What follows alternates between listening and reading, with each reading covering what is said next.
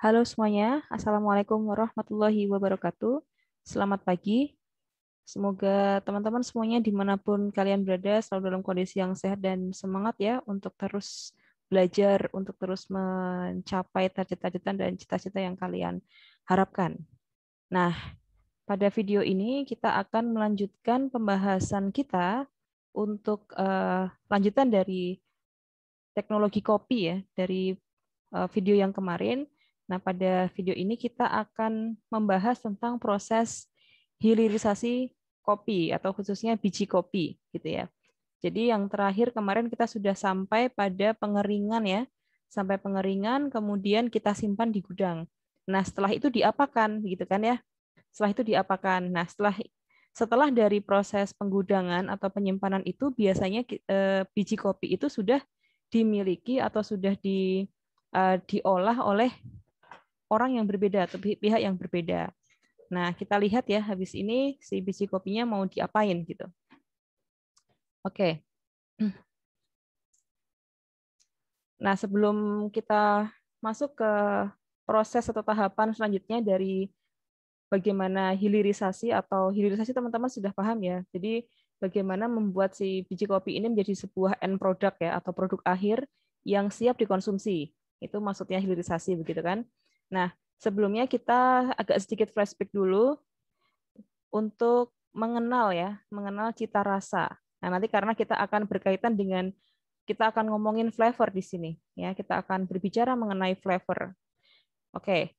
Yang saya ambil di sini contohnya hanya dua, yaitu Robusta dan Arabica, karena untuk Liberica itu persentasenya hanya kecil. Nah, di slide itu teman-teman sudah bisa melihat, di situ ada spider web, ya istilahnya spider web atau diagram jaring laba-laba. Ya, itu bentuknya seperti laba-laba. Nah, diagram ini menunjukkan adanya karakteristik flavor dari Arabica dan Robusta. Arabica ditunjukkan oleh garis yang berwarna hijau dan Robusta ditunjukkan oleh garis yang berwarna orange ya. Nah, di masing-masing sudut ya dari spiderweb ini ada atribut mutu yang membangun flavor dari biji kopi tersebut. Ada istilah earthy ya. Jadi ada rasa-rasa bau-bau tanah begitu ya. Kemudian ada green ya, warna. Kemudian ada eh, apa? Rasa fruity atau buah-buahan, astringency, bitterness, acidity dan body. Nah, di masing-masing eh, titik ya pada diagram ini menunjukkan skala teman-teman ya. Ini nanti akan teman-teman bisa pelajari lebih lanjut di pengendalian mutu. Ini salah satu bentuk dari diagram untuk pengendalian mutu. Nah, di sini menunjukkan atribut penilaian dari masing-masing sampel begitu lah ya. Nah, di sini ada skala ya, ada 0, 1, 2, 3, 4, 5. Nah, kita lihat contohnya di sini adalah Arabica. Arabica untuk body itu dia mempunyai tingkat body yang lebih rendah ya, lebih rendah daripada Robusta. Robusta ada di skala 4 dan Arabica ada di skala 3. Tapi kalau di acidity Arabica itu mempunyai karakteristik keasaman yang lebih tinggi ya daripada Robusta. Ini cukup signifikan ya perbedaannya. Kemudian bitterness atau rasa pahit gitu ya, kepahitan di Robusta itu lebih besar atau lebih tinggi daripada Arabica ya. Jadi semakin arahnya semakin keluar, skalanya semakin besar ya teman-teman. Nah, nanti yang earthy, green, fruity, dan astringency juga seperti itu. Nah, jadi di sini saya ingin mengingatkan kembali teman-teman, recall materi yang kemarin bahwa Robusta dan Arabica itu mempunyai ciri yang berbeda. Walaupun nantinya pada saat pengolahan itu Arabica itu bisa mempunyai karakteristik lagi yang berbeda gitu ya. Robusta juga seperti itu. Jadi proses setelah dari pengeringan biji itu nanti yang akan menentukan cita rasa atau flavor ya. Nah, selanjutnya saya juga ingin mengenalkan ke teman-teman ya sebelum ke arah pengolahannya, bagaimana sebenarnya orang ya yang mempunyai keahlian di bidang penilaian cita rasa kopi gitu ya, kopi itu menilai karakteristik atau atribut mutunya, atau dalam hari ini adalah flavor ya, lebih spesifiknya ke flavor.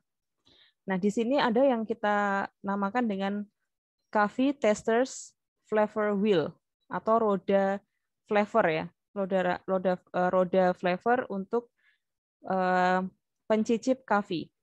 Jadi orang yang melakukan penilaian terhadap cita rasa kopi itu biasanya mereka menggunakan cupping ya dia, atau cup test ya, kemarin sudah saya jelaskan ya, cupping. Nah, di cupping itu mereka menilai bagaimana mendeskripsikan hasil penilaian mereka terhadap kopi atau kopi yang ada atau yang dirasakan di lidah mereka gitu ya. Nah, untuk memudahkan si penilai untuk mendeskripsikan apa yang dirasakan oleh lidahnya, itu mereka menggunakan flavor wheel ya, atau roda flavor gitu ya, roda cita rasa. Nah, di flavor wheel ini sudah digunakan secara internasionally ya. Jadi sudah digunakan secara internasional dan digagas oleh association dari CAFI ya, CSAA gitu, CSAA ya. Di sini cara membacanya adalah dari dalam keluar. Oh, sebelum cara membaca, teman-teman bisa lihat warnanya dulu ya. Warnanya di sini kan ada berbagai macam ya, luar biasa kaya nih cita rasa atau kamus rasa dari kopi ini. Nah, penggunaan warna di sini juga bukan hanya sekedar semaunya ya, atau bebas gitu, tapi dia menunjukkan adanya kemiripan ya, atau kesan terhadap rasa dari masing-masing atribut atau poin-poin yang ada di flavor wheel ini. Misalkan contohnya di sini warna hitam ya. Warna hitam itu untuk menunjukkan rasa yang ada rasa molasesnya. Molasses itu adalah tetes tebu ya, molasses, tetes tebu. Kemudian dia menggunakan warna coklat tua untuk menggambarkan dark coklat. Coklat itu warnanya coklat sedang ya. Kemudian ada rasa almond dengan warna apa ini kalau teman-teman mendeskripsikan warna pink muda mungkin ya. Kemudian hazelnut, kemudian ada peanuts. Jadi clove itu cengkeh, cinnamon atau kayu manis ya. Nutmeg itu kemiri. Terus anise itu kapulaga, star anise ya, kapulaga. Nah, jadi warna ini mengesankan rasa dari komoditas atau bahan yang mirip dengan yang kita kecap di lidah kita. Ya kan? Seperti ini contohnya juga strawberry itu digambarkan dengan warna merah ya, merah atau apa ini ya, merah sedikit pink gitu. Kemudian coconut atau kelapa ini warnanya kuning. Kemudian pomegranate ya, pomegranate dan cherry ini hampir sama, cuman ada sedikit ya, cherry ini lebih tua ya daripada pomegranate. Dia menggambarkan warna yang mirip dengan buahnya gitu. Kemudian pear, whiskey, winey, woody, ada rasa kayu-kayunya gitu ya. Ada apa lagi nih? Animalic. Saya juga nggak tahu, juga belum pernah merasakan, lidah saya belum pernah merasakan apa itu rasa animalic. Skunky itu juga nggak tahu. Rubber, mungkin ada yang berasa seperti karet gitu. Nah, itu teman-teman. Jadi penggunaan warna di sini itu tidak hanya sekedar seenaknya atau ngawur gitu ya, tapi ada pedomannya gitu. Dan ini sudah diakui secara internasional. Nah, cara membacanya atau cara penggunaan dari si penilai untuk menggunakan si flavor wheel ini, yaitu dari lingkaran dalam ya ke lingkaran keluar gitu ya. Jadi ketika orang itu cupping test, nah yang pertama dirasakan apa dulu nih? Yang pertama pilihannya ada floral atau ada rasa bunga-bunga, fruity, kemudian sour atau asam, green, rasa tumbuh-tumbuhan gitu mungkin ya. Kemudian roasted atau rasa mungkin smokiness-nya atau apa asap-asap gitu. Panggang spices, ada rasa-rasa semriwing atau pedas gitu itu bisa masuk di spices. Ada nati atau cocoa, nati itu ada rasa kacang-kacangnya, ada sweet ya manis atau other atau rasa yang lain yang mungkin tidak bisa digambarkan dengan yang lain. Nah, misalkan kita pilih di situ fruity ya, misalkan ya. Fruity di lidah kita itu terasa ada buah-buahannya. Nah, kemudian dia cup test lagi, kemudian rasakan lagi. Nah, di fruity ini diagram berikutnya adalah antara berry, dried fruit, other fruit, atau citrus. Nah, kemudian dia coba rasain lagi. Mungkin ini seperti rasa buah-buahan kering, ya, dried fruit. Oke. Jadi buah-buahan. Jadi rasanya fruity tadi, terus dia kemudian lebih spesifikkan lagi. Ini rasanya seperti rasa buah-buahan kering. Oke, kita berarti masuk ke dried fruit. Atau mungkin, rasanya ini seperti ada rasa-rasa jeruknya. Dia berarti masuk ke citrus. Ya. Oke, nah misalkan dia rasakan itu ada rasa buah-buahan kering ya. Nah, kemudian dia coba lagi, dia coba kenali lagi rasa yang ada di lidahnya, yang ada di aroma yang muncul dari penciuman indera penciumannya. Nah, kemudian dia akan memilih apakah adakah rasa raisin atau prune di situ. Raisin itu apa? Kismis ya. Prune itu apa ya? Coba teman-teman nanti lihat di Google Translate atau di kamus bahasa Inggris ya, prune. Itu ya. Mungkin ada rasa-rasa seperti ada rasa kismisnya. Kismis itu berarti kayak ada kecut-kecut, ada manis, ada rasa buah-buahan yang seperti dikeringkan gitu ya. Nah, mungkin dia masuk ke raisin, kismis gitu. Nah, berarti si kopi yang dia rasain itu dia kemudian bikin deskripsinya. Dia menggunakan kalimatnya sendiri bahwa kopi yang saya rasakan itu rasanya fruity, kemudian mendekati rasa ini bla bla bla bla. Dan itu ada pedomannya teman-teman ya. Nah, jadi flavor wheel ini dia tidak hanya bekerja berdasarkan indera pengecap kita, tapi juga indera penciuman kita. Jadi dia menggunakan mulut dan hidung. Ya, jadi ketika cupping itu yang bekerja indera kita yang bekerja adalah indera penciuman dan indera pengecap. Ya. Nah, ini saya ingin memperkenalkan ke teman-teman bagaimana profesional di luar sana, profesional di bidang kopi itu mendeskripsikan ya atau mengenalkan cita rasa kopi yang dia rasakan itu seperti apa. Nah, ini flavor wheel ini membantu dia untuk mendeskripsikannya. Oke, teman-teman bisa cari sumber-sumber lain atau referensi dari manapun, coba dilihat bagaimana aplikasi dari flavor wheel ini. Oke. Nah, ketika kita berbicara masalah flavor, ya cita rasa pada kopi, satu hal yang sangat berperan penting ya atau berkontribusi paling penting di situ adalah proses roasting atau pemanggangan. Ya, proses roasting ini ibaratnya dia the heart of the process gitu ya. Jadi jantungnya pengolahan kopi ini ada pada roasting. Nah, bahkan orang-orang yang dia profesional ya seperti bartender atau mungkin bartender kopi ya maksud saya atau brewer gitu ya, itu dia atau roaster dia mempunyai sertifikasi untuk melakukan roasting itu, melakukan pemanggangan biji kopi. Nah, roasting itu tujuannya untuk mensintesis senyawa-senyawa pembentuk flavor ya, cita rasa dan aroma khas kopi yang ada di dalam biji kopi tersebut. Nah, proses penyangraian diawali dengan penguapan air yang ada pada biji dengan memanfaatkan kalor ya, panas yang tersedia dan kemudian diikuti dengan penguapan senyawa-senyawa yang volatil serta proses pirolisis atau pencoklatan biji. Nah, nanti akan saya jelaskan secara mendetail di slide-slide berikutnya. Pada proses penyangraian itu kopi mengalami perubahan warna dari hijau atau coklat muda ya dari biji kopi kering yang diambil dari petani gitu ya, yang sudah kering begitu, menjadi coklat kayu manis ya. Jadi coklatnya seperti kayu manis, maksudnya seperti itu.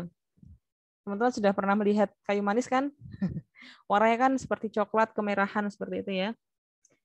Nah, kemudian menjadi hitam dengan permukaan yang berminyak ya. Biji kopi yang sudah berwarna hitam dan mudah pecah ya, maka penyangraiannya segera dihentikan. Selanjutnya kopi segera diangkat dan lalu didinginkan. Secara umum seperti itu teman-teman. Jadi roasting atau pemanggangan itu dia memang fungsinya untuk memunculkan flavor ya. Flavor itu kan rasa dan aroma. Jadi di situ ada senyawa volatil yang memudahkan indera penciuman kita untuk menangkap ya, reseptor dari indera penciuman kita untuk menangkap senyawa-senyawa tersebut. Nah, kemudian juga kita menggunakan indera penglihatan kita untuk melihat crack atau peretakan di situ untuk menunjukkan proses roasting itu berakhir. Proses roasting itu biasanya dilakukan pada tekanan atmosfer, dalam arti tidak vakum ya, tidak vakum. Media pemanas biasanya digunakan udara pemanas atau gas hasil pembakaran. Ya, jadi media kalornya dari situ. Panas juga diperoleh dengan mengadakan kontak antara kopi beras dengan permukaan metal yang panas. Selain menggunakan metode standar, teknik roasting juga disesuaikan dengan kegemaran dari konsumen. Ya, jadi teknik roasting itu merupakan apa ya? Bisa dibilang ya seni juga teman-teman ya. Seni dan juga keahlian dari si roaster untuk kita ngomongnya brewer ya. Roaster itu nanti ngomongnya ke apa? Ke alatnya itu roaster itu. Si pemanggang itu keahlian dia untuk mengenali cita rasanya itu. Oh, sampai ini berarti mungkin pada crack 1 atau crack 2 atau mungkin sudah muncul aroma tertentu yang diinginkan oleh si pemanggang itu ya. Si pemanggang kopi. Nah, itu berarti dihentikan. Itu seni juga, teman-teman. Keahlian dari masing-masing si pemanggang ya. Nah, tingkatan penyangraian itu ada 3. Jadi ada light roast, medium roast, dan dark roast. Light roast itu berlangsung pada suhu 190 sampai 195. Jadi nanti karena light ya, maka light itu kan artinya ringan. Jadi pemanggangannya ringan itu. Ditandai dengan warna biji kopi yang dia tidak terlalu dark, tidak terlalu coklat gitu. Kemudian yang kedua medium roast itu berlangsung pada suhu 200 sampai 205 derajat Celcius. Dia ditandai dengan biji kopi yang berwarna coklat ya. Kemudian dark roast itu sangrai matang, dia berwarna hitam karena penggunaan suhunya di atas 205 derajat Celcius.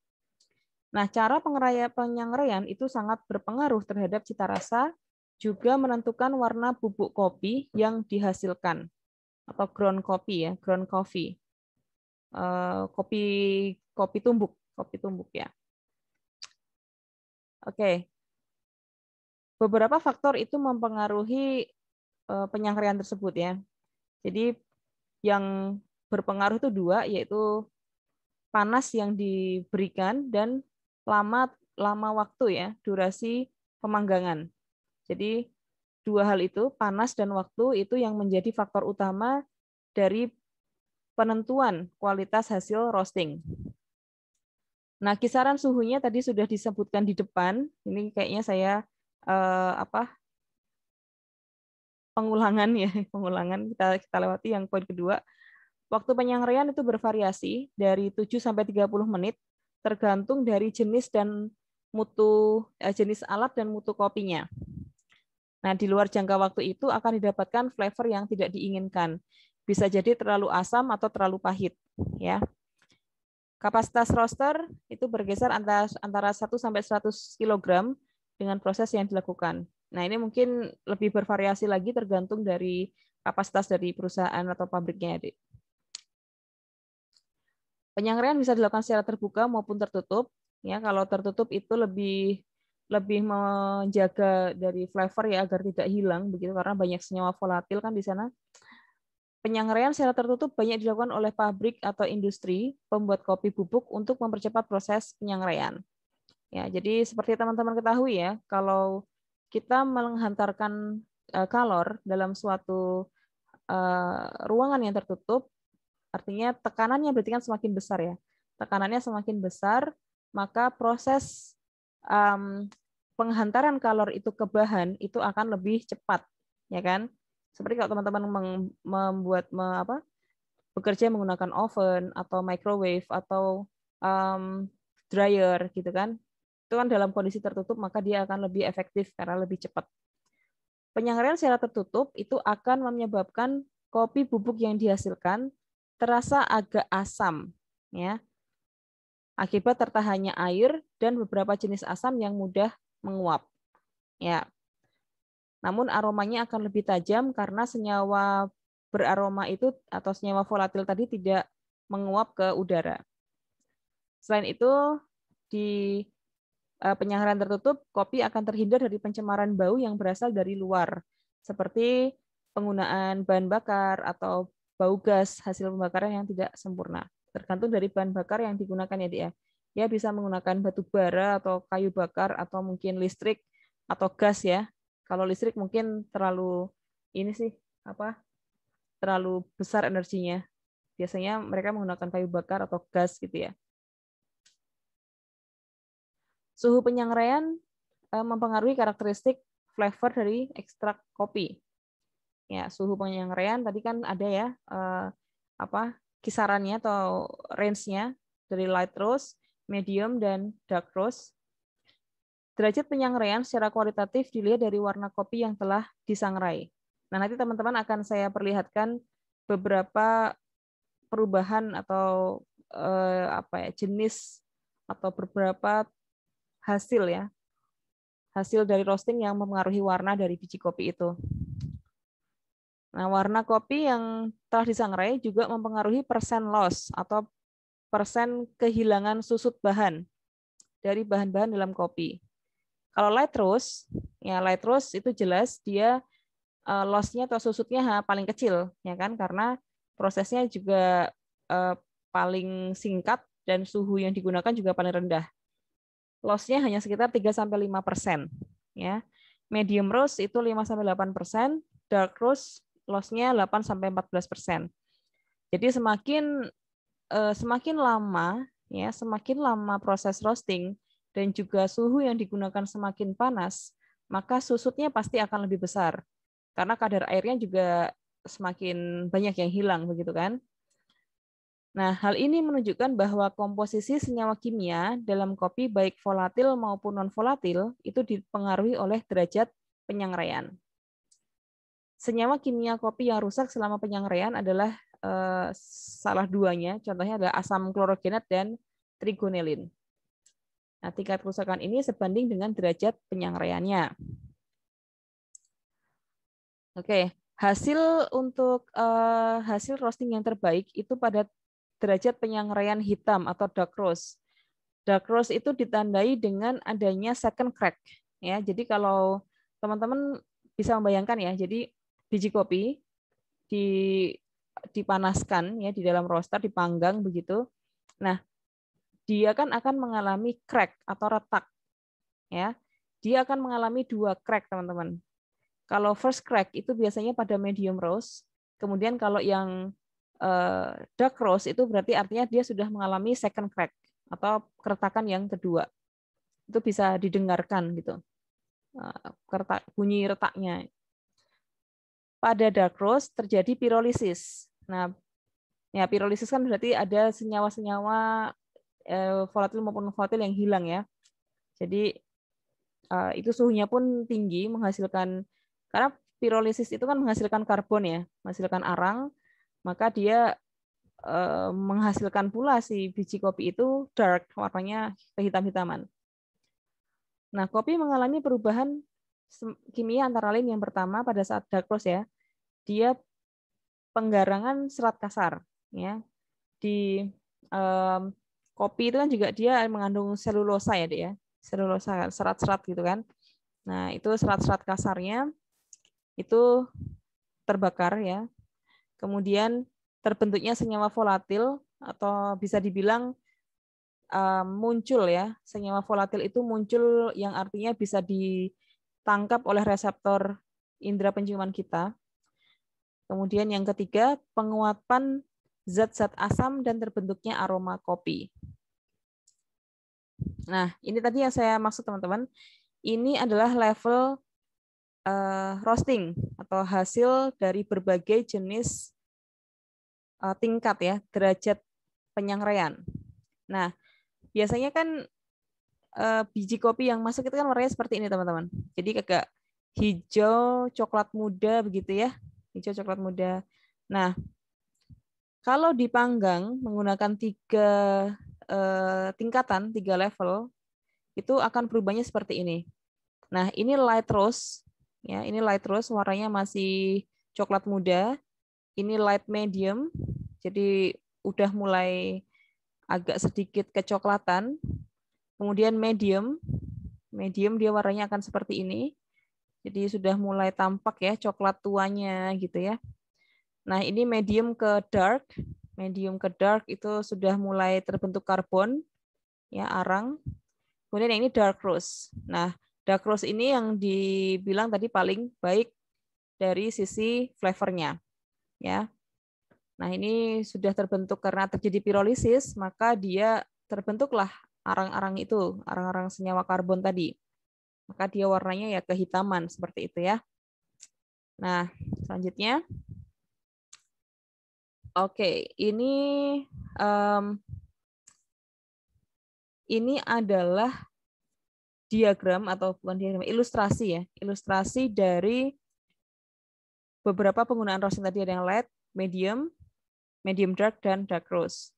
Nah, di light ya, ini adalah apa ya, sebentar. Ini adalah bitterness dan ini agak sedikit tertutup dengan ini ya. Sebentar. Saya harus acidity. Oh, oke, sebentar. Saya tertutup. Nah, di sini adalah acidity dan ini adalah bitterness. Nah, yang ke arah atas itu artinya berarti dia semakin asam, dan yang ke bawah itu artinya dia semakin pahit. Ya, kalau light artinya dia bitterness-nya itu rendah, tapi tingkat keasamannya tinggi. Medium itu mulai berkurang acidity-nya dan bitterness-nya semakin bertambah. Medium dark itu acidity-nya semakin hilang dan bitterness-nya juga semakin meningkat. Dark itu acidity-nya semakin kecil, sangat kecil bahkan, tapi bitterness-nya dia kuat gitu ya, semakin pahit. Nah, oke. Nah, ini teman-teman bisa dilihat beberapa indikator perubahan ya, perubahan fisik.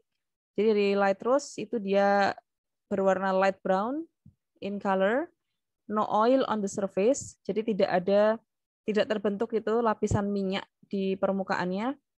Kemudian origin the beans are most distinct. Jadi kehilangan apa ya, sifat asli dari bijinya. Ya. Medium roast itu brown in color dan seterusnya. Kalau dark roast kita lihat ya, dark roast itu shiny black color with oily surface. Jadi warnanya hitam mengkilap dengan adanya lapisan minyak di permukaannya. Significant amount of bitterness. Jadi kepahitan ya, atau rasa pahitnya itu semakin signifikan gitu, semakin terasa. Origin flavor is gone and the flavor of the roasting process comes out the most. Ya, jadi rasa aslinya ya, rasa asli itu dari artinya berarti seperti nati gitu ya, apa rasa kacang-kacangannya itu semakin hilang, and the flavor of roasting atau cita rasa dari pemanggangan itu, proses pemanggangan itu semakin kuat gitu ya, semakin rasanya semakin pahit, semakin smoky gitu ya, atau berasap ya, berasap ya. Rasa seperti diasapi gitu ya.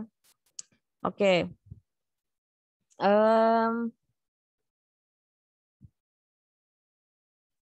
Oke ya, lanjut aja. Nah, ini adalah contoh perubahan komposisi biji kimia, komposisi kimia dari biji robusta, ya, dari sebelum disangrai atau sebelum di roast dan setelah disangrai. Kita lihat yang biasanya paling menjadi perhatian adalah tingkat kafeinnya, ya. Kafeinnya pada saat sebelum disangrai itu dia nilainya 1,6 sampai 2,4. Artinya setelah disangrai dia mengalami penurunan, ya. Jadi sekitar 2, tapi dia nggak ada sampai berapa gitu, ya. 2, ya artinya dia meningkat gitu, ya. 1,6 itu mungkin 2 sampai berapa gitu meningkatnya. Kemudian lemaknya itu meningkat juga karena adanya proses sangrai itu memunculkan tadi ya senyawa-senyawa yang terperangkap, ya, seperti senyawa-senyawa asam, kemudian asam amino yang terpecah, ya. Nah, itu memunculkan lapisan oil, lapisan minyak. Kemudian asam olifatiknya juga asam olifatiknya di sini dia menurun, ya, menurun. Oke. Kemudian yang lain tidak terlalu lengkap ya datanya. Coba tidak ada. Oke lah. Kita lihat di prosesnya aja nanti, ya. Nah, di selanjutnya teman-teman kita akan melihat perbedaan atau apa sih yang terjadi gitu, ya, pada saat sangrai, ya, pada saat roasting itu apa sih secara kimiawi itu apa yang terjadi di dalamnya gitu. Nah, yang jelas tadi kan roasting itu adalah proses untuk memunculkan flavor, ya, memunculkan flavor. Nah, yang namanya flavor itu terbentuk oleh ratusan jenis senyawa yang sifatnya volatil, ya, jelas sifatnya volatil, yang itu kemudian ditangkap oleh indera penciuman kita. Namun di situ ada proses perubahan, ya, dari yang semula dia itu tidak tertangkap oleh indera penciuman kita, setelah sangrai dia akan terbaca gitu, ya, terbaca oleh hidung kita gitu. Nah, senyawa pembentuk aroma itu ada beberapa golongan, ya, disusun oleh beberapa golongan. Yang pertama golongan fenol dan asam-asam yang tidak mudah menguap, seperti contohnya asam kofeat, asam klorogenat, asam ginat, dan riboflavin, yaitu pada golongan fenol. Oke. Nah, kemudian yang kedua pada golongan senyawa karbonil, ya, pembentuk karbon, yaitu asetaldehid, propanol, alkohol, dan vanilin aldehid.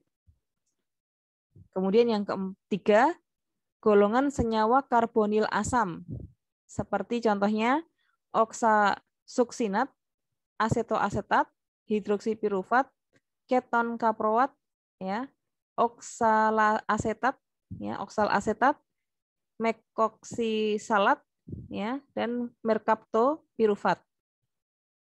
Itu contohnya untuk karbonil asam.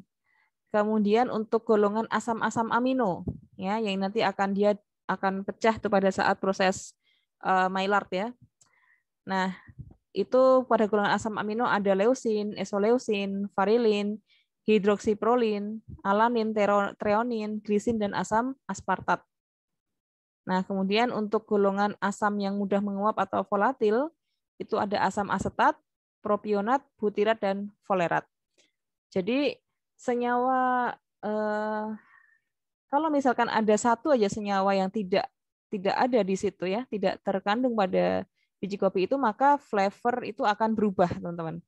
Maka dari itu kan saya kemarin sampaikan bahwa flavor kopi itu sangat sensitif, gitu kan, sangat sensitif perubahannya. Maka bisa jadi ya mana yang lebih dominan gitu ketika setelah disangrai. Apakah memang senyawa-senyawa asam aminonya yang lebih naik gitu, ya, yang lebih dominan, atau yang seperti apa. Nah, apa yang terjadi pada saat kopi disangrai? Nah, apa yang terjadi? Selain dari perubahan warna, ya, kalau perubahan warna kan termasuk perubahan fisik, ya, bisa kita lihat gitu kan. Namun yang ada di dalamnya itu apa sih, gitu kan? Nah, Flavor itu terbentuk karena adanya aroma dan rasa yang unik ya pada seduhan kopi. Nah, flavor terbentuk pada saat biji mengalami pemanasan suhu tinggi di dalam roaster. Ya, jadi kalau misalkan dia belum dipanaskan, ya senyawa itu tidak akan menguap. Ya, senyawa itu tidak akan menguap, ya akhirnya tidak bisa keluar itu flavornya. Suhu tinggi menghasilkan panas yang akan menguapkan kandungan air pada biji, kemudian disertai dengan perubahan fisik seperti warna, ukuran, dan volume. Warna jelas dari hijau terang ya, hijau kecoklatan ya, hijau kecoklatan, kemudian ukurannya juga akan mungkin mengecil begitu, volumenya juga akan semakin mengecil. Artinya volume di sini dari bobot ya, dari bobot. Setelah itu panas akan menstimulasi senyawa-senyawa kimia membentuk flavor kopi. Jadi penggunaan panas di sini itu sangat penting teman-teman, dan waktunya ya. Jadi tadi benar ya. Jadi yang menjadi faktor utama dalam roasting itu hanya dua, yaitu besarnya panas dan lamanya waktu. Oke? Nah, itu akan membentuk flavor kopi. Nah, pada saat proses roasting ada beberapa reaksi yang terjadi. Ya, yang pertama pada saat awal-awal roasting itu terjadi reaksi Maillard. Ya, teman-teman sudah familiar ya dengan reaksi Maillard ya. Nah, setelah reaksi Maillard selesai, kemudian diikuti dengan reaksi karamelisasi. Ya, terbentuk sukrosa gitu kan. Nah, habis itu setelah karamelisasi, ketika suhunya sudah semakin naik, waktunya juga semakin panjang ya, terjadilah pirolisis ya. Pirolisis terbentuk warna arang ya, terbentuk karbon dan seterusnya. Disertai dengan pembentukan dan pelepasan gas CO2. Nah, kalau digambarkan itu seperti yang ada pada slide ya teman-teman. Di situ ada bagian eksotermis dan endodermis. Artinya eksotermis itu berarti panas keluar dari biji, dan endodermis itu panas masuk ke biji. Jadi selain biji itu, selain dia mendapatkan panas, dia juga melepas kalor, ya kan? Nah, kemudian yang keluar apa setelah diberikan panas? Yang keluar adalah uap air dan CO2, ya kan? Nah, disertai dengan adanya perubahan kimiawi dan fisik. Ya, ada warna dan densitas. Densitas itu artinya tadi adalah bobot ya, berkaitan sama bobot. Itu di perubahan fisik, kemudian di perubahan kimiawi ada senyawa pembentuk aroma dan pembentuk rasa, atau biasa kita sebut dengan senyawa pembentuk flavor. Nah, ini adalah tahapan yang terjadi. Kalau digambarkan pada sebuah diagram akan terjadi seperti ini ya. Dimulai dari awal pada suhu di bawah 200 ya. Jadi 160 derajat Celcius pada 5 menit awal ya, 5 sampai 6 menit di awal itu terjadi evaporasi. Berarti apa? Penguapan air ya, penguapan air. Jadi penghilangan kadar air yang ada pada biji. Nah, reaksi yang terjadi belum ada ya. Jadi pelepasan CO2 dan uap air. Selanjutnya ketika suhu itu sudah naik dan waktu itu semakin lama, yaitu mencapai 175 derajat, terjadilah reaksi Maillard. Ya, yang di situ terjadi pemecahan asam-asam amino dan gula-gula reduksi. Ya kan?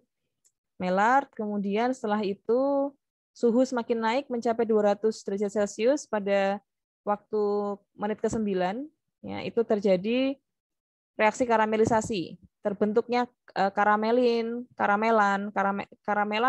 dan karamelin gitu ya. Jadi terjadi reaksi gula dan gula. Ya, jadi sisa gula yang terjadi pada reaksi Maillard itu digunakan untuk reaksi karamelisasi ya pada suhu di atas 200. Habis itu ditambah lagi suhunya semakin tinggi, terjadilah pirolisis. Nah, di pirolisis itu terjadi reaksi pemecahan rantai karbon.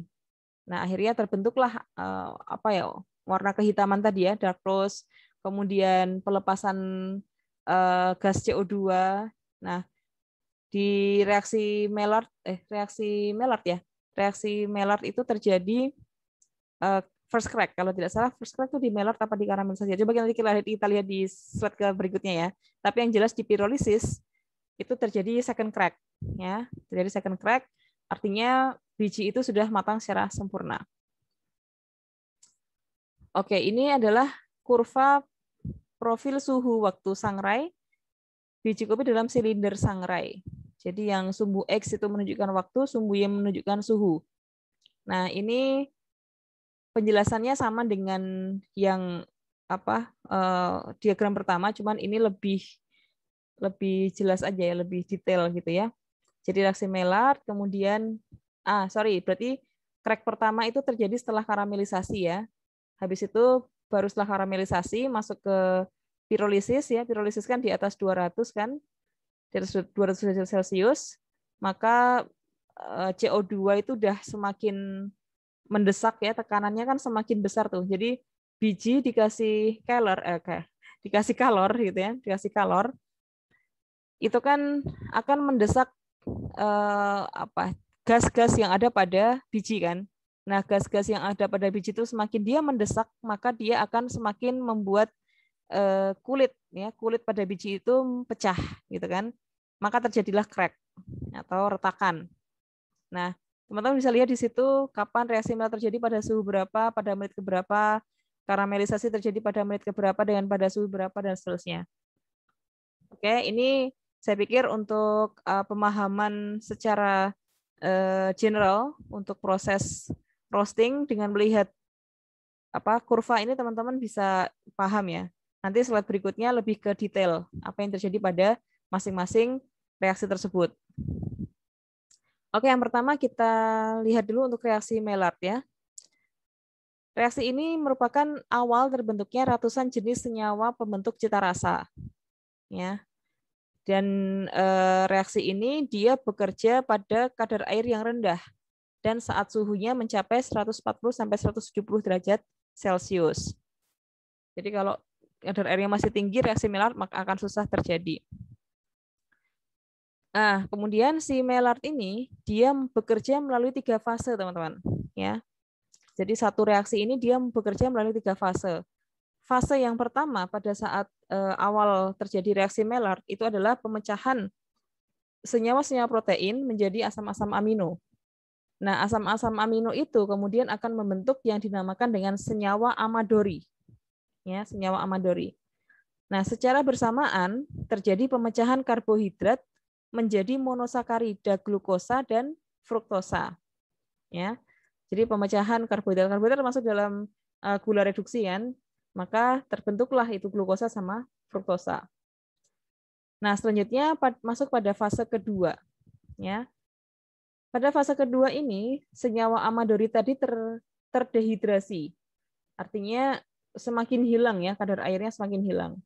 Membentuk senyawa-senyawa karbon atau senyawa karbonil. Reaksi degradasi mengikuti mekanisme dari reaksi Strecker. Oke. Nah, reaksi Strecker ini dia mengubah reaksi Strecker ini dia menghasilkan 2 senyawa volatil dan non volatil. Senyawa volatilnya disebut dengan pirazin dan non volatilnya disebut dengan piridin. Ya. Nah, kemudian apa itu senyawa pirazin dan piridin? Senyawa pirazin itu berkontribusi dalam pembentukan aroma.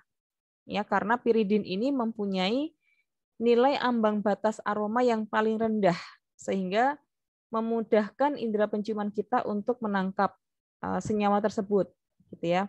Ya, senyawa pirazin dia masuk dalam golongan volatil kan. Nah, yang berkontribusi untuk tertangkap oleh indera penciuman kita ya reaksi senyawa pirazin ini.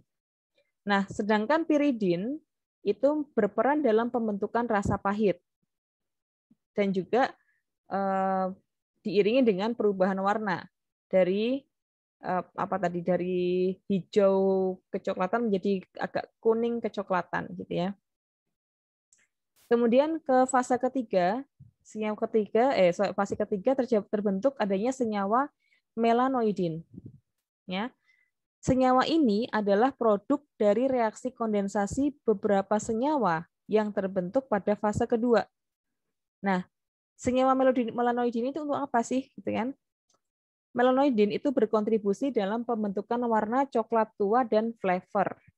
Ya, jadi adanya melanoidin itu melanoid ya teman-teman, melanoid. Melanoid kan kalau di kulit kita itu kan menimbulkan bercak-bercak yang berwarna coklat gitu ya, itu melanoidnya tinggi. Nah, melanoidin di sini di kopi juga begitu teman-teman. Kalau di kulit kita itu kan kalau kulit yang sering terbakar sinar matahari itu kan ada noda-noda bercak apa matahari ya, noda-noda matahari gitu kan. Nah, ini sama, dia juga kalau semakin terpapar panas, maka kulit dari biji kopi itu akan semakin coklat karena adanya melanoid di situ. Gitu ya. Itu untuk reaksi Maillard. Nah, kemudian teman-teman bisa lihat di sini diagramnya mungkin lebih memudahkan. Ya, ada protein, karbohidrat dan seterusnya. Apa yang terjadi di dalamnya mungkin sudah bisa dirangkum di diagram ini. Ini fase 1, fase 2 dan fase 3. Nah, selanjutnya setelah reaksi Maillard selesai, ya artinya tadi reaksi Maillard itu 140 sampai 170 derajat Celcius. Semakin dia dikasih panas berarti kalornya semakin meningkat. Nah, terjadilah yang dinamakan reaksi karamelisasi. Ya kan? Reaksi karamelisasi itu terjadi pada suhu 170 sampai 200, ya. Nah, reaksi ini dimulai pada saat kadar asam aminonya semakin rendah karena digunakan pada reaksi Maillard, ya. Jadi saat asam aminonya itu sudah, tadi kan di reaksi Maillard kan terjadi pembentukan atau pemecahan asam-asam amino ya. Pemecahan asam-asam amino. Nah, karamelisasi ini ketika asam aminonya itu sudah rendah, kandungan asam aminonya sudah rendah, maka terjadilah reaksi karamelisasi. Apa yang terjadi? Ya, peristiwa yang terjadi pada karamelisasi itu apa?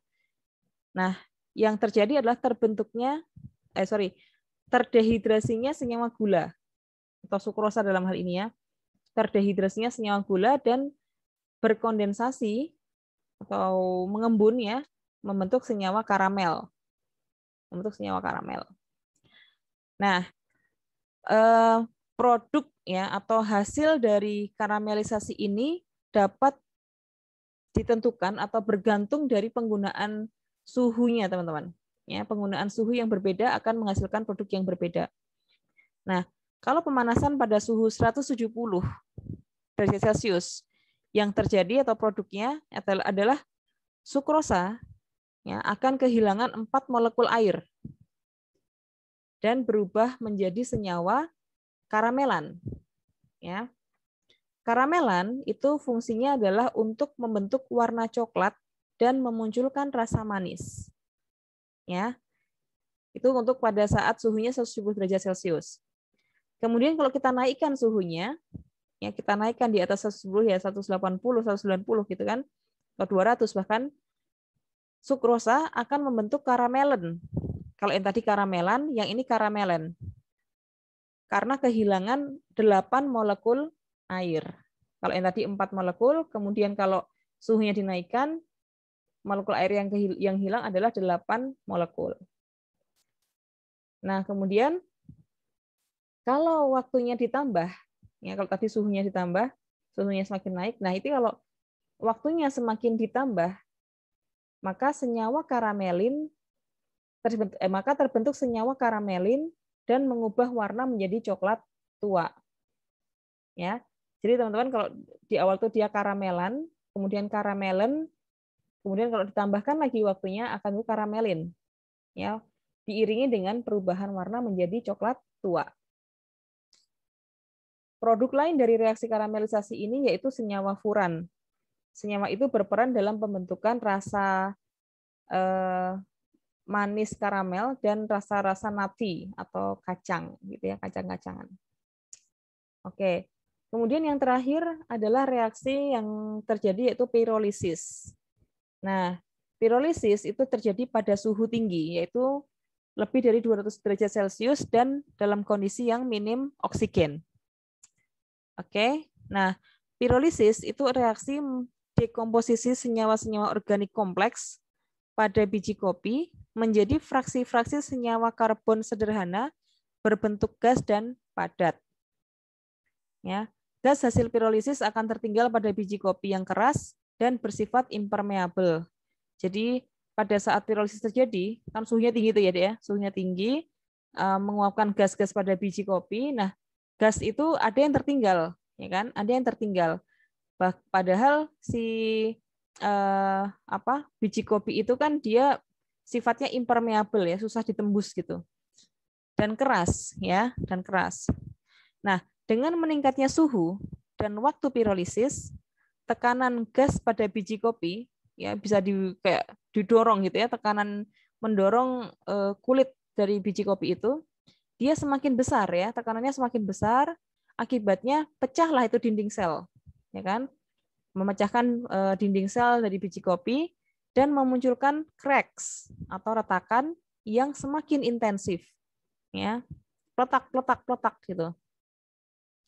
Nah, sebagian senyawa organik akan membentuk arang atau karbon. Ya, kalau senyawa organik kan kalau dibakar kan akan berbentuk menjadi hitam ya, yang berwarna semakin gelap dan diselimuti oleh lapisan minyak ya di permukaannya. Nah, kemudian pirolisis ini akan mengakibatkan flavor biji kopi semakin pahit dan keasamannya semakin menurun. Kalau kita berbicara tentang keasaman ya, acidity-nya sekarang, kita berbicara masalah keasaman.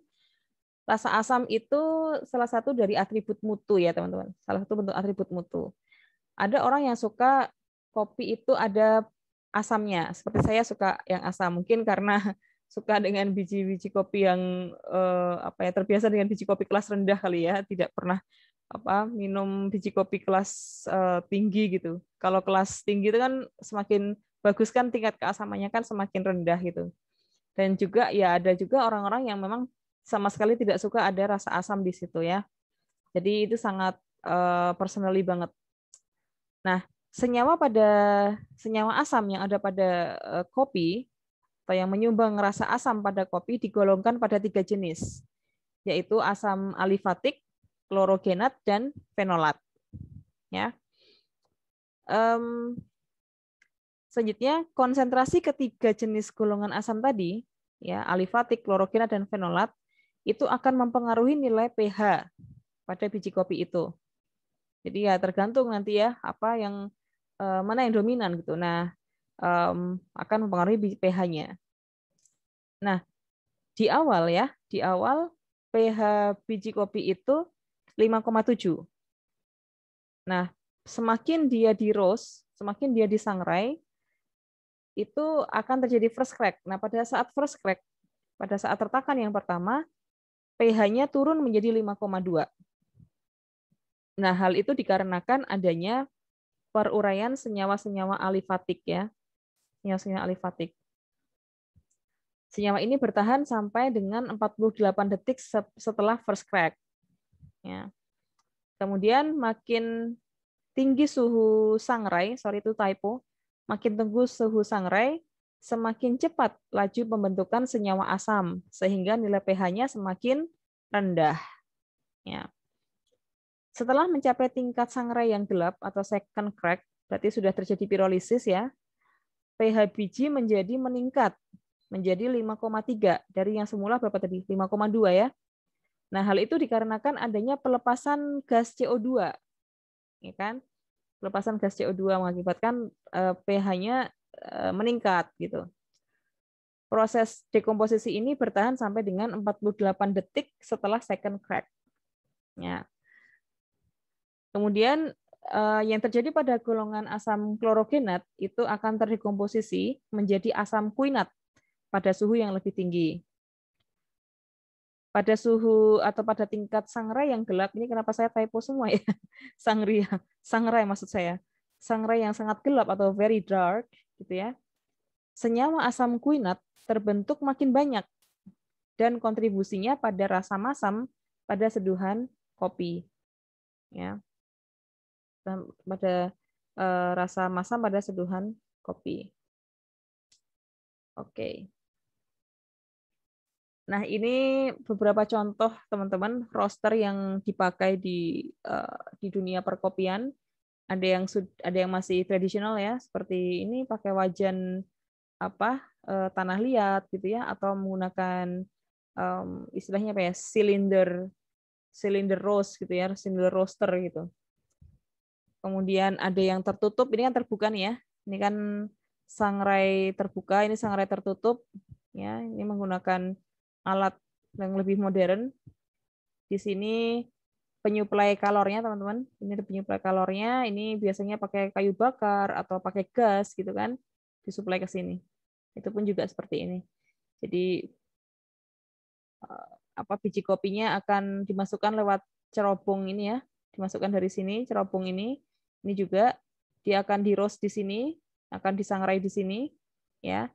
Kalau sudah sesuai dengan bobot yang diinginkan, ya ditandai dengan crack tadi ya. Kalau crack itu kan berarti ya dia juga menunjukkan bobot yang semakin ringan ya. Maka dia akan turun ya, akan masuk ke sini, ke silinder yang di bawahnya. Nah, di sini nanti dia akan diangin-anginkan. Ini nanti akan muter, diangin-anginkan gitu ya. Jadi biar tidak terjadi pecah gitu ya, pecah biji. Ya, diangin-anginkan dulu. Ya. Nah, kemudian ya ini udah selesai tadi ya, roasting udah selesai. Berarti setelah roasting itu tadi tahapan yang terakhir setelah roasting adalah diangin-anginkan tadi. Tujuannya adalah agar si biji itu tidak mudah pecah, gitu ya, tidak mudah pecah. Kalau pecah kan nanti dia flavornya akan hilang. Nah, habis itu setelah disangrai, biji kopi yang sudah selesai disangrai sudah dingin, biasanya bisa langsung dikemas atau digiling. Ya, kalau yang dikemas kita nggak mungkin nanti di belakang ada proses pengemasannya. Hampir sama sih dengan kopi bubuk ya. Yang jelas pengemasan itu harus impermeable, tidak mudah ditembus oleh cahaya maupun oksigen gitu ya. Nah, tapi kalau ditumbuk gimana? Nah, kita coba lihat ya. Penggilingan adalah proses pemecahan butir-butir kopi yang telah direndang.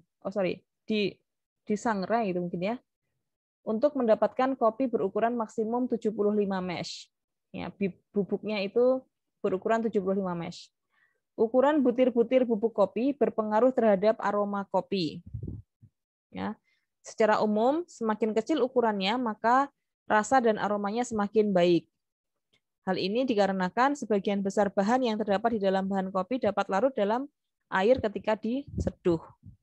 Nah, ini prinsipnya sama seperti kita waktu saat SATOP ya, teman-teman pernah mendapat tentang pengecilan ukuran ya. Semakin kecil luas penampang suatu bahan, itu dia akan lebih mudah teruapkan ya. Lebih mudah menguap. Ya kan, lebih mudah menguap. Dalam hal ini juga ketika dia lebih kecil ya, semakin kecil bubuknya, ketika dikasih air panas, berarti semakin besar kemungkinan keseluruhan dari bagian permukaan itu terkena panas, sehingga mudah untuk muncul aroma tadi ketika diseduh, gitu kan? Nah, prinsipnya sama, teman-teman. Nah, kemudian penggilingan oleh industri kecil atau pabrik menggunakan mesin giling. Mesin ini biasanya sudah dilengkapi alat pengatur ukuran partikel kopi, sehingga otomatis bubuk kopi yang keluar berukuran seperti yang diinginkan dan tidak perlu disaring lagi. Nah, ini contohnya. Ini kalau di pabrik seperti ini, teman-teman. Jadi ukurannya memang besar, ya, kapasitasnya besar. Nah, ini setelah dibubukkan, ini dia ada langsung masuk ke proses pengemasan ya, secara mekanik.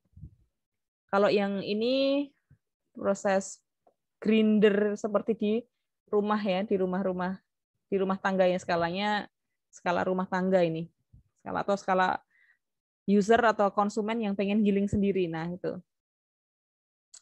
Oke. Tingkat kehalusan kopi bubuk itu ada 5 tingkatan. Yang pertama kuarse, itu kasar sebesar garam dapur partikelnya ya. Kemudian medium itu ukuran sebesar pasir ukurannya. Kemudian ukuran fine itu sebesar garam dapur juga, tapi yang lebih seperti garam meja begitu ya. Kemudian extra fine itu lebih halus daripada garam dapur, tapi belum menjadi bubuk, masih bisa dirasakan teksturnya. Tapi kalau Turkish itu bubuknya sudah halus, ya, menggunakan mesin bur atau grinder. Oke. Nah, beberapa mesin digunakan untuk mencapai tingkat penggilingan yang diinginkan, teman-teman. Jadi seperti misalkan kita ingin menggiling dengan tingkatan kuarse. Mesin yang digunakan bisa French press, percolator, vacuum pot. Ya. Kalau kita menginginkan tingkatannya medium, kita bisa pakai drip, ya, dengan filter, mesin drip. Drip itu kan dia menetes gitu, teman-teman ya. Yes. Kemudian fine. Fine itu bisa pakai mocha pot, drip coffee dengan filter cone. Kalau extra fine kita pakai mesin espresso. Kemudian Turkish kita bisa pakai mesin e-brick. Oke. Nanti untuk masing-masing gambarnya teman-teman bisa googling ya, lihat French press itu yang seperti apa, kemudian mocha pot itu seperti apa, mesin espresso seperti apa gitu ya. Selanjutnya setelah tadi di grinding, setelah ditumbuk, maka biasanya kopi itu akan disimpan. Kecuali memang tadi kita punya kita punya grinder pribadi yang memang kita gunakan pada saat sebelum menyeduh kopi, kita grinding sendiri. Itu mungkin langsung diseduh atau langsung dikonsumsi gitu ya. Tapi kalau skalanya skala industri gitu ya, skala untuk dijual biasanya disimpan ya. Nah, proses penyimpanan itu kopi yang sudah direndang dan digiling mudah sekali mengalami perubahan, yaitu perubahan aroma, kadar air, dan ketengian. Jadi ada plus minusnya teman-teman ya. Kalau plusnya itu kalau butirannya semakin halus itu tadi ketika diseduh itu lebih aromanya lebih muncul. Tapi minusnya adalah semakin mudah juga dia kehilangan aroma, bertambah kadar airnya, ya kan? Kalau semakin kecil luas permukaannya kan berarti kadar air yang ada di udara, ya kan? Uap air yang ada di udara itu akan lebih mudah masuk kan? Dan juga mudah tengi gitu kan? Karena dia mengandung minyak kan, ada oil di situ kan? Si kopi itu kan ada minyaknya. Nah, minyak nanti kalau dia berinteraksi dengan oksigen maka akan timbul rancid atau tengi gitu kan. Kopi bubuk yang disimpan di tempat yang terbuka akan kehilangan aroma dan berbau tengi setelah 2-3 minggu. Yaitu kalau dibuka ya, kalau terbuka. Kehilangan aroma ini disebabkan oleh menguapnya zat kafeol yang beraroma khas kopi. Ya, zat kafeol salah satu penyusun senyawa kafein ya kan. Ketengian, ini typo ya, ini harusnya ketengian. Ketengian disebabkan oleh reaksi antara lemak yang terdapat dalam kopi dengan oksigen di udara ya. Oke, lemak ya, tadi saya bilang minyak oil ya. Lemak itu artinya adalah untuk menyatakan lemak dalam bentuk padat gitu ya. Kalau minyak kan lemak dalam bentuk liquid. Nah, tadi saya revisi, harusnya masuknya saya adalah lemak gitu ya, bukan minyak. Jadi lemak yang berinteraksi dengan oksigen di udara akan menimbulkan rancid ya, atau rancidity atau ketengian. Nah, kemudian tadi kan penyimpanan ya, penyimpanan. Nah, kalau penyimpanan ya pasti berkaitan dengan bagaimana kopi itu dikemas, ya kan? Bagaimana kopi itu dikemas, kemasan kopi bubuk. Nah, kemasan kopi bubuk sekarang sudah sangat fancy, ya, sudah sangat banyak ragamnya. Ada yang dari kertas, ada yang dari alu, ya, ada alu foil maksudnya. Ada yang dari semacam karung goni yang dibuat lebih fancy gitu. Nah, itu ya. Coba kita lihat bagaimana sebenarnya prinsip dari pengemasan kopi bubuk. Jelas tujuan kita untuk mengemas adalah mempertahankan, oke? Mempertahankan, oke ya? Mempertahankan aroma dan cita rasa, ya, flavor dari kopi selama dia dari produksi sampai didistribusikan ke konsumen, termasuk pada saat disimpan sendiri oleh konsumen, ya.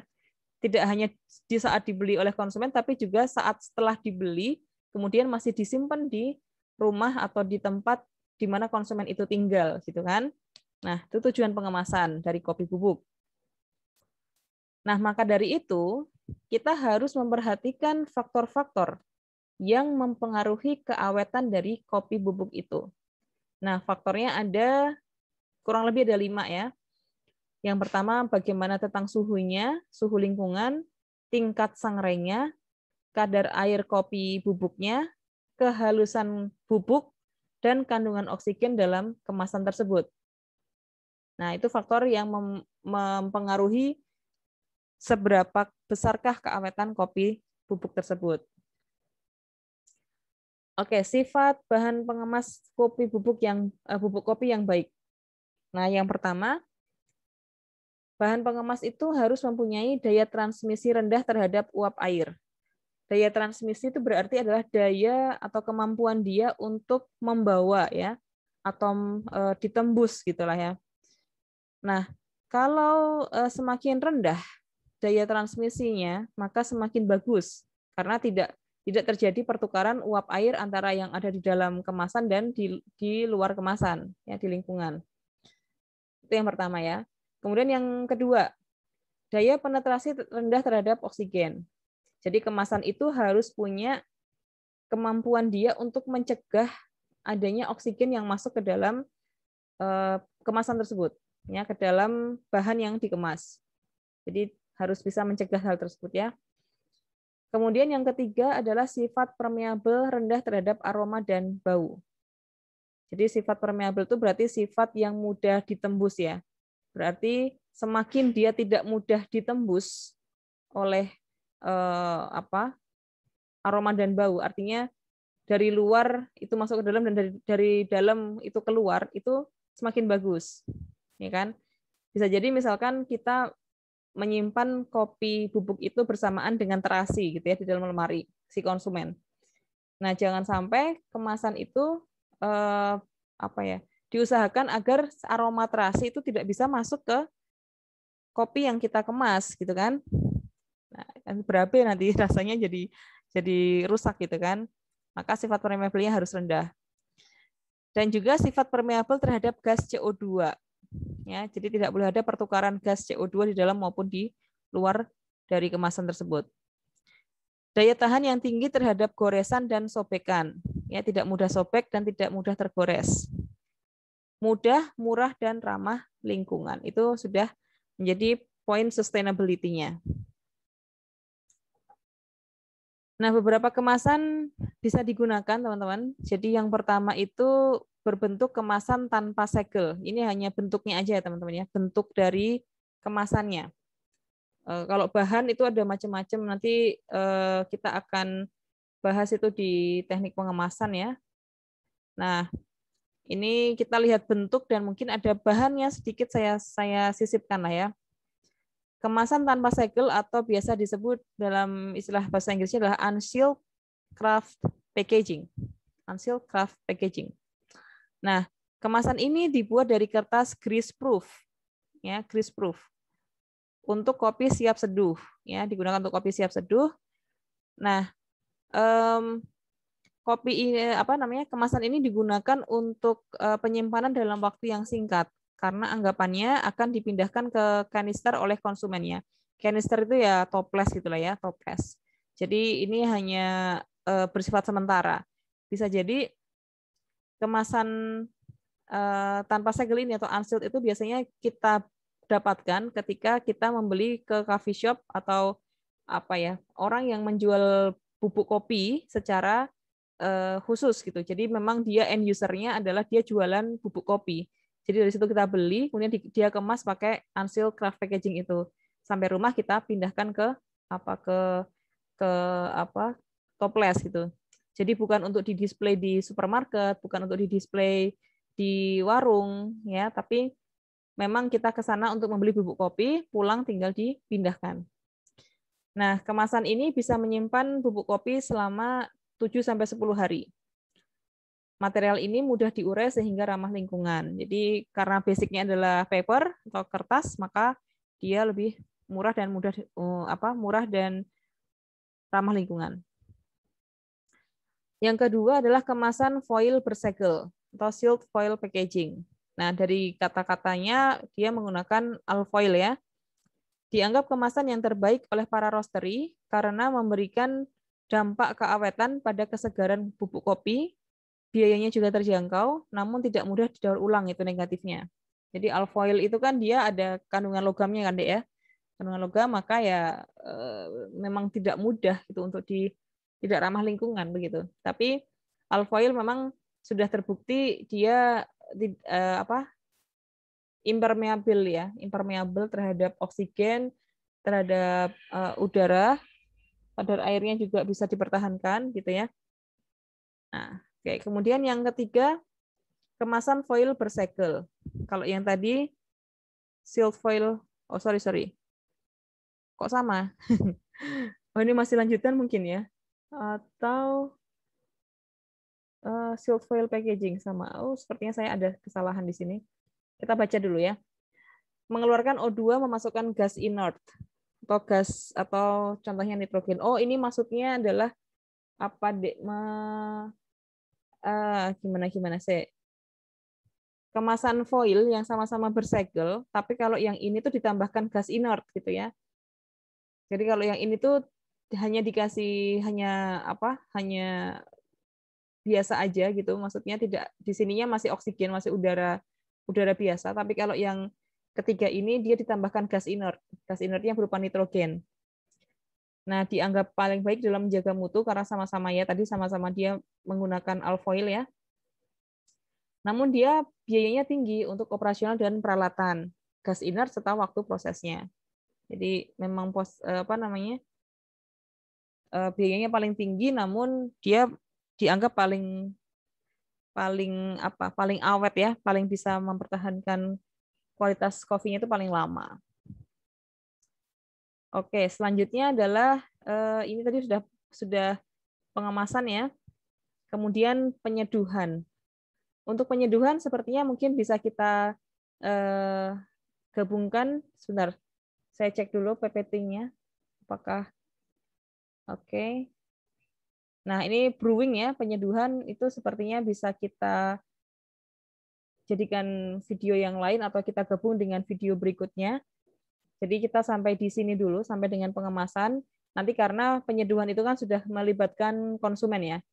Sudah melibatkan konsumen atau mungkin ya pedagang kafe, pedagang yang berkecimpung langsung dengan konsumen akhir gitu kan, yang berhubungan langsung dengan konsumen akhir. Jadi kalau dari sisi industrinya, ya dari sisi pengolahan pasca panen, ya dari mulai kopi kering sampai dengan roasting, itu berakhir pada pengemasan. Nah, kita cukupkan sampai kemasan dulu ya. Nanti untuk penyeduhan kita lanjutkan di video berikutnya. Baik, semoga bisa dipahami apa yang sudah saya sampaikan. Silakan teman-teman mencari referensi ya, sumber-sumber yang berkaitan sama jurnal, penelitian-penelitian yang lebih terbaru, mungkin berkaitan dengan kemasan dan seterusnya. Nanti bisa kita sharing bersama. Selamat belajar, semoga bermanfaat. Assalamualaikum warahmatullahi wabarakatuh.